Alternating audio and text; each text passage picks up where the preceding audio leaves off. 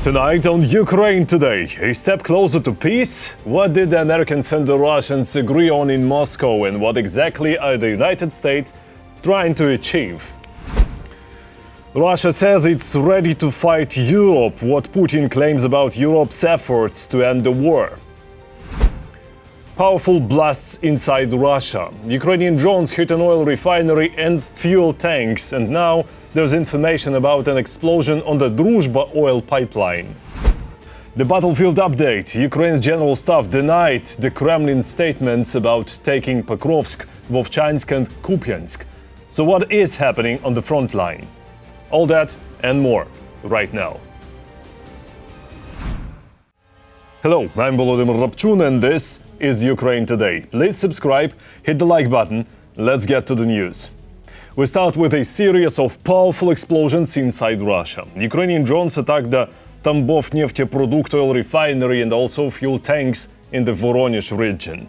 Moreover, there's now information about an explosion on the Druzhba oil pipeline. Just this year alone, it has been targeted at least 4 times. Overall, the last days have been especially hot for the occupiers. There's even a suspicion that Moscow should maybe get ready for a blackout. More details ahead. Russia is in flames and darkness. There's a blackout in the Moscow region. Dozens of residential buildings have been left without power. There's no power at all there. There's something lit up in one window, but here, not a single one. Total darkness. Russians are sitting not for the first time. A month ago, there was a massive power outage in the Moscow region.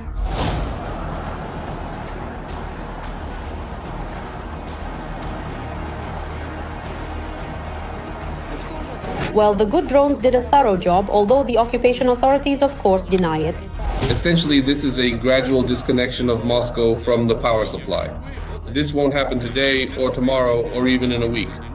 Maybe, unfortunately, not even by New Year's. But considering that Ukraine is scaling up its raids across the Russian Federation, just look at how many Ukrainian drones are now flying into Russian territory.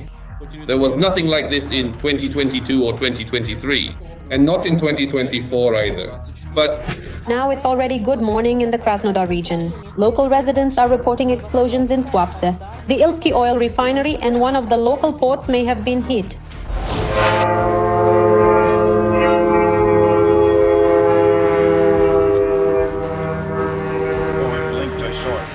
The vast, expansive, rugged West. What is it? And at night, drones also set the oil depot in Oriel region on fire. Now, even the massive chemical plant is intensely burning. I truly don't know what exactly that is. Oh, really, this is quite concerning. See, it's blazing. And this is the standard way to start the day or end the evening in Russia. What once seemed very far away is becoming more and more realistic. the year 2025. This is a record year for the number of drone strikes on the territory of the Russian Federation. In addition to drones, missiles are now starting to arrive as well. These include small-sized missiles like the Peklo, as well as, for example, the long-range Neptune, the extended Neptune DM. There are also Flamingo missiles. Chechnya has also come under the crosshairs of UAVs. Local residents report that as a result of the attack, the FSB building was damaged and a unit base was also shelled. Akhmat in Budermes.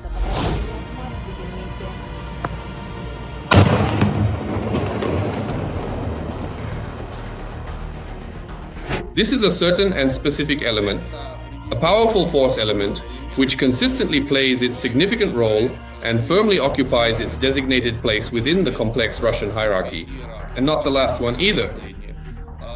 Destruction, humiliation, devastation, this is very important specifically for this direction. We will find each and every one of them. And this is a very important message, so that every Kadyrovite who came to Ukraine understands that one way or another, we find Russian generals, eliminate them, blow them up. An ordinary Kadyrovite will simply be smeared against the wall by another drone. And we'll even send him a package from Nova Poshta with a piece of salo.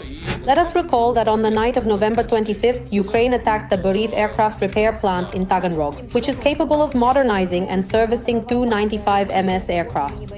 As a result, the occupiers lost the ability to further operate this aviation. The strike destroyed two aircraft, the A-60 and the A-100LL. Truly unique aircraft were destroyed in Taganrog, ones that Russia will never be able to produce again. Moreover, these planes were originally built back in the Soviet Union era. The A-60 was a long-term project that was supposed to be a flying laser weapon. It was meant to be a kind of threat to the American space program. But it was never brought to any kind of operational state. The destruction of this aircraft essentially puts an end to the entire aviation laser program of the Russian Federation. As of today, with the destruction of the A-100LL aircraft, Russia simply loses the ability to continue these testing phases or to create anything new. Although, to be honest, the A-100, the new generation of the A-50, was already technically and technologically outdated compared to its Western counterparts. This is just a small part of where lately UAVs have been flying in, striking military and critical infrastructure targets on Russian territory.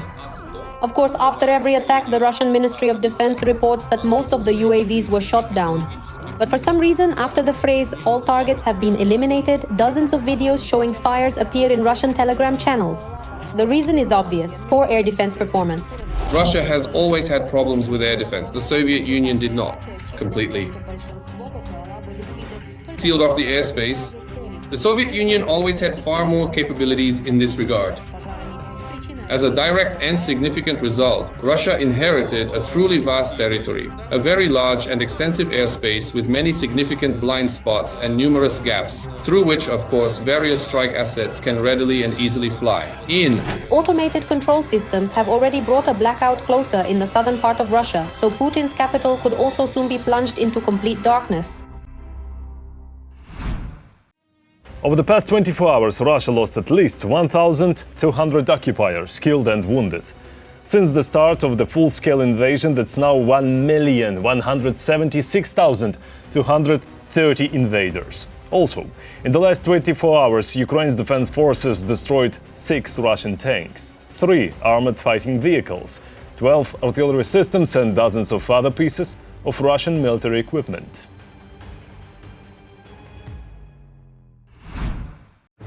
Ukraine's general staff denied Kremlin's claims about capturing Pokrovsk, Vovchansk and Kupiansk.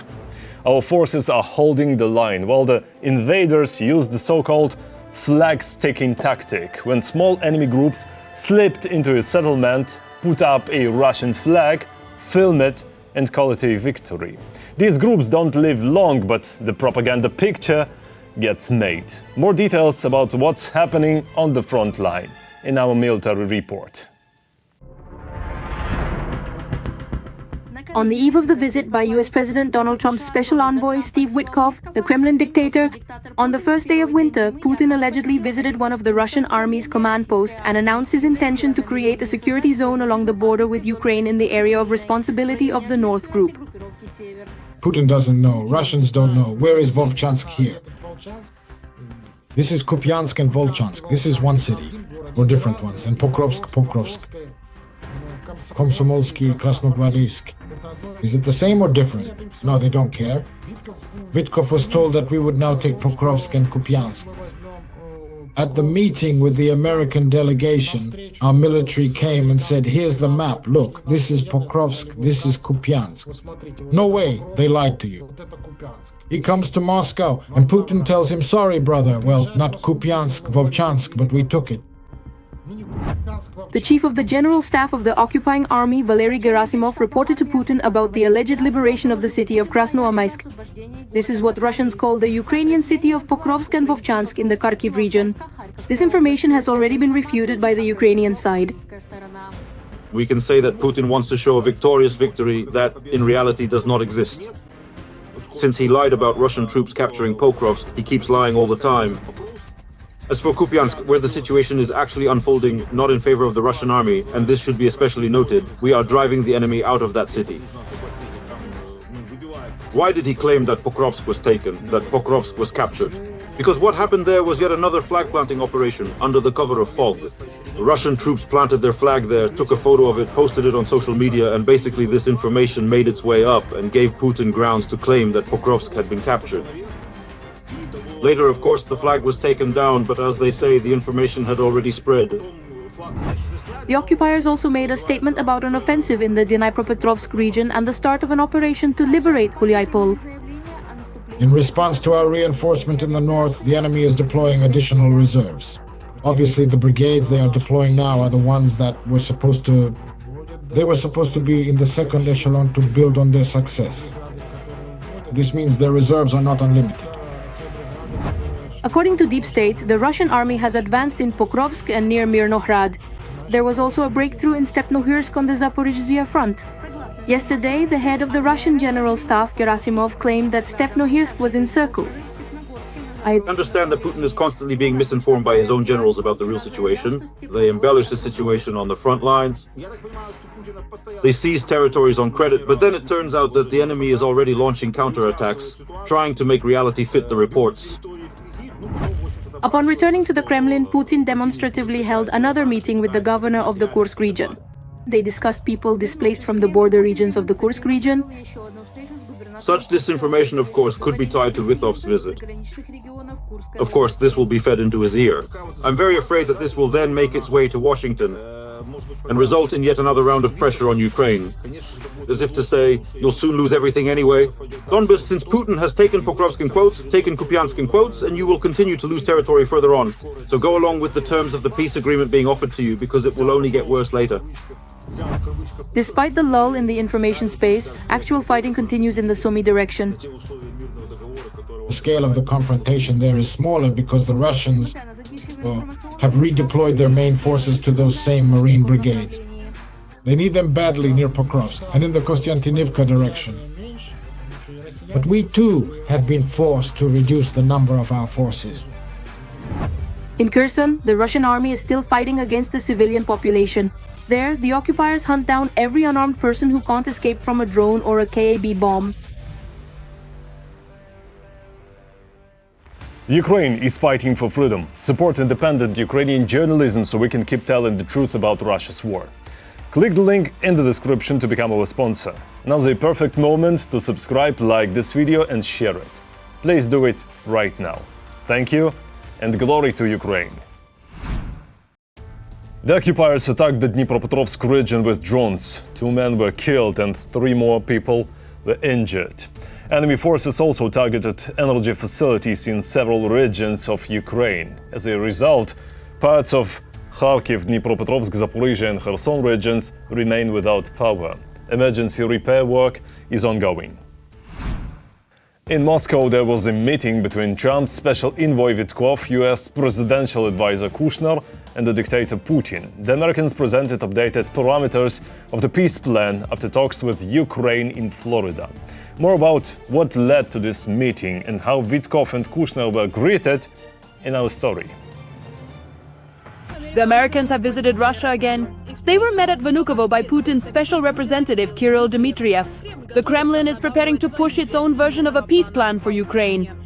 There is a process underway. The process is a serious one. Just now, Putin said that he would inform Lukashenko about how things stand on this track. Right now, there is probably nothing more important than this. Of course, there will be many people who won't shy away from anything to disrupt this process. The day before, Stephen Witkoff took part in a meeting between the American delegation and representatives of Ukraine in Florida. We don't just want to simply end this devastating war. We also profoundly want to help Ukraine achieve enduring and robust security so that it never ever has to face another brutal invasion again in the future. The negotiations were productive, but more work is still needed. Some progress was noted, however, no concrete agreements were reached. We are already halfway to ensuring Ukraine's independence. Today we made significant progress. Russia must become part of the equation for a Ukrainian settlement. For this, Witkoff will travel to Moscow. American journalists are speculating that this time Trump has sent an unusual team of negotiators to Russia, Stephen Witkoff and Jared Kushner. While the Trump administration is hastily seeking to conclude a comprehensive peace agreement to effectively end the protracted war in Ukraine, President Donald Trump is indeed sending 2 of his most senior and experienced diplomats to Moscow. They are his former business partner and his son-in-law, and neither of them has been confirmed by Senate lawmakers. Rumor has it in the White House that with this move, Trump is showing his preference for personal diplomacy over bureaucracy. The US president believes that it is Witkoff and Kushner who are supposedly capable of closing the deal. Since the Moscow authorities are justifiably proud of what they have accomplished for the development of the capital in recent times. Who is the negotiator on the Russian side? Putin himself spoke about this. when we actually sit down at the negotiating table and begin to seriously and specifically discuss each of the proposed points for discussion. On our side, the Ministry of Foreign Affairs is involved, and from the administration, it's Vladimir Rostislavovich Medinsky, the presidential aide. He has been handling this from the very beginning. That's right. Well, regarding current matters, in order to organize all this work, I have also involved my aide, Yuri Viktorovich Ushakov. He is in contact with his American counterparts, but he can't do all of this alone. This is something the Ministry of Foreign Affairs should handle, and partly the presidential administration as well. It's a very large set of issues that need to be discussed, documented, properly formulated, and all the details need to be clarified. At the press conference, the Kremlin dictator stated that one of the key topics would be the status of Crimea and Donbass. Then he got even more inspired and blurted out, "The Russian Federation is ready to go to war with Europe." We are not planning to go to war with Europe. I've already said this 100 times. But if Europe suddenly wants to fight us and starts, we are ready right now. Before Witkov's negotiations in Moscow about the peace plan, Ukrainian President Volodymyr Zelensky stated that the issue of territories is the most difficult one. I'll be frank, the territorial issue is the most difficult one. The issue of money and reconstruction, in my opinion, and I'm being honest, without the presence of European partners, is certainly not easy to resolve because the money is in Europe. I don't think that's very fair. And the issue of security guarantees, which is very important. Specifics from the US, specifics from Europe. According to media reports, the initial version of the plan, which consisted of 28 points, mentioned recognizing Ukrainian territory as belonging to Russia and the possibility of withdrawing the Ukrainian armed forces even from those parts of Donetsk region that the occupiers had not managed to seize. Ukraine has repeatedly called this unacceptable. European allies of Ukraine have also opposed such steps. The visit of the American envoys to discuss peace is already the sixth one. The previous visit was at the end of summer. At that time, the meeting took place against the backdrop of an ultimatum that Donald Trump issued to the Kremlin. Disappointed by the lack of progress in resolving the war in Ukraine, the head of the White House first gave Putin 50 days, then 10, to reach a ceasefire. We have truly concurred on serious security guarantees, which I would describe as truly game-changing in a significant way. We never thought we would get so close to an agreement on Article 5 protection from the United States, or to a legislative commitment in the RSF not to encroach on other territories after the peace agreement is codified. So we have reached an agreement, and that's not all. Since then, nothing has changed except for the tightening of sanctions. Putin has determined to relentlessly continue his bloody and brutal war in the ongoing conflict in Ukraine. Every voice matters. Join our community, support independent journalism and help us bring you the truth from Ukraine. Become a member of Ukraine today. Join us now. Axios journalist Barak Ravid wrote that after Moscow, Witkov and Kushner will head to Europe to meet with the Ukrainian president. Welcome back to Zelensky, but for now, the obvious question is, what exactly did the Americans agree on with the Russians? The answer seems to come from Putin's aide, Yuri Ushakov. Still, no compromise option has been found yet, but some of the American proposals look more or less acceptable. But they need to be discussed. Some of the wording we were offered does not suit us, so the work will continue. And this is truly one of the most important issues. So the most important thing, that's about territories. What does this tell us? The result of the talks is basically an agreement to keep talking. No specifics at all. Pure fog. Our conclusion: Moscow is deliberately dragging things out. And what exactly are the United States trying to achieve from this process? The answer came from US Secretary of State Marco Rubio in his interview with Fox News. And so what we have tried to do, and I think have made some progress, is figure out what can the Ukrainians live with that gives them security guarantees for the future, they're never going to be invaded again, allows them not just to rebuild their economy, but to prosper as a country, be a country that has an economy that grows, theoretically, doing the right things. In 10 years, Ukraine's GDP could be larger than Russia's. These are the kinds of things. Stop the war, make sure they never get invaded or attacked again, protect Ukraine's long-standing and long-term sovereignty and independence so that they don't become a puppet state, they're actually independent and sovereign, and allow their economy not just to recover, but to prosper and turn it into a story of prosperity. That's what we're trying to achieve here. The US plans to return frozen Russian assets after a peace deal. That's what Political reports. According to the outlet, American officials told the EU about this back in the summer. Meanwhile, EU Commission President Ursula von der Leyen still insists on using those funds to support Ukraine. But Belgium, who is suspected by the EU of inappropriate use of frozen Russian assets, continues to block the process. Meanwhile, Putin is threatening Europe. He says Russia does not intend to fight European countries, but if Europe starts a war, Russia is ready. According to him, Europe is preventing the Trump administration from achieving peace and is making proposals in a plan about Ukraine that are unacceptable to Russia.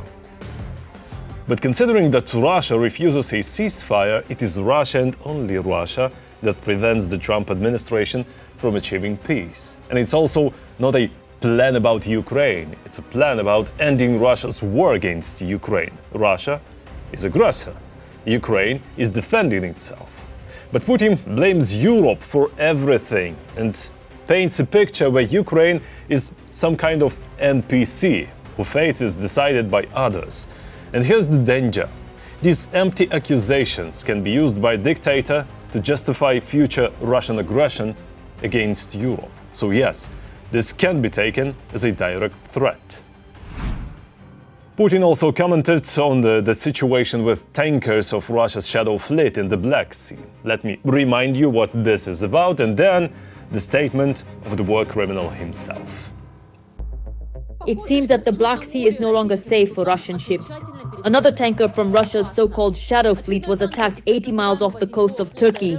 The Medvolga II was on a voyage from Russia to Georgia. There were 13 crew members on board, and according to Ankara, no one was injured. According to Turkey's Ministry of Transport, the damaged but still operational Medvolga II is now heading towards Sinop and is not requesting assistance. The tanker Medvolga II reported that it was attacked 80 miles off our coast while en route from Russia to Georgia carrying a cargo of sunflower oil. The Ministry of Transport and Infrastructure of Turkey.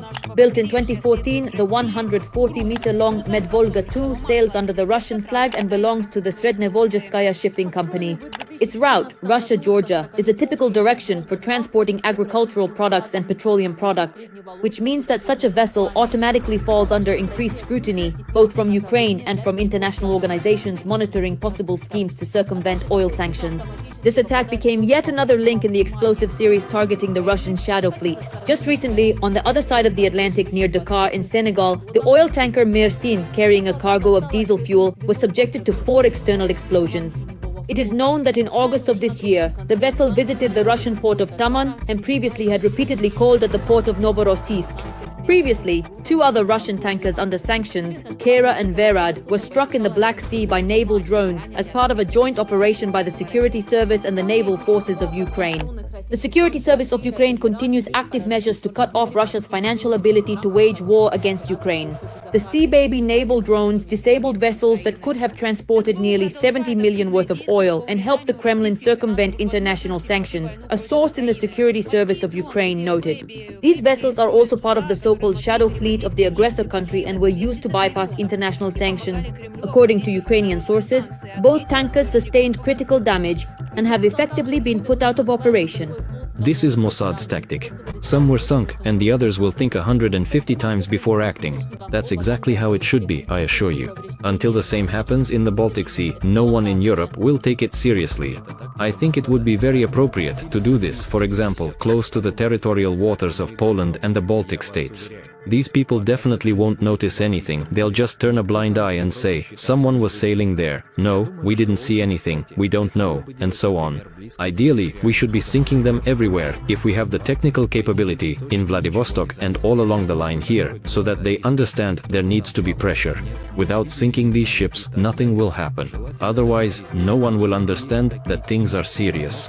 That's exactly how we need to act, so that once and for all they remember, you can't mess with Ukraine. The attacks, which took place just a few dozen nautical miles from the Turkish coast, provoked a sharp reaction from Ankara. Turkish President Recep Erdogan called these events a troubling escalation of the situation. The war between Russia and Ukraine clearly threatens the safety of shipping in the Black Sea. On Friday, a troubling escalation occurred in our exclusive economic zone when merchant ships were attacked. In particular, we cannot in any way justify these attacks, which threaten the safety of navigation, human lives, and the environment in our exclusive zone. As we can see, the Russian Shadow Fleet can no longer feel safe anywhere.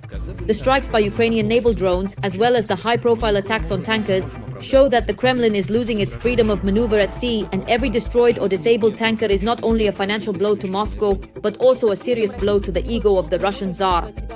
But that's not all. At the same time, Kyiv is striking at the rear of Mother Russia. In November, the armed forces of Ukraine attacked Russian oil refineries with drones at least 14 times. According to Bloomberg, this is a record number of strikes on Russia's strategic oil infrastructure for the entire duration of the full-scale war. So, according to dictator, Russia may increase strikes on Ukrainian ports. First, the Shadow Fleet is illegal, but Putin somehow forgets this part. Second, with tanker attacks or without them, Russia will increase its strikes on Ukraine whenever it has the opportunity. And finally, about the official visit of the President of Ukraine to Ireland. The President spoke in Parliament, thanked the country for its support, and said the peace is now closer than ever. Earlier, he shared a few details about the peace plan. There are now 20 points that were worked out in Geneva and then refined in Florida. Some things still need more work, from what I've seen. America is taking serious steps to end the war one way or another, and our task, and I'm sure it's our common task for everyone in Europe, is to truly end the war, not just get a pause in the fighting. We need a just peace. And for this to really happen, everyone has to be on the side of peace, everyone in Europe and all nations who value peace. That's all for today. Thanks for watching. Thank you for your support. Strength to Ukraine's defenders. Glory to Ukraine. Don't forget to like, subscribe, comment and share. See you next time.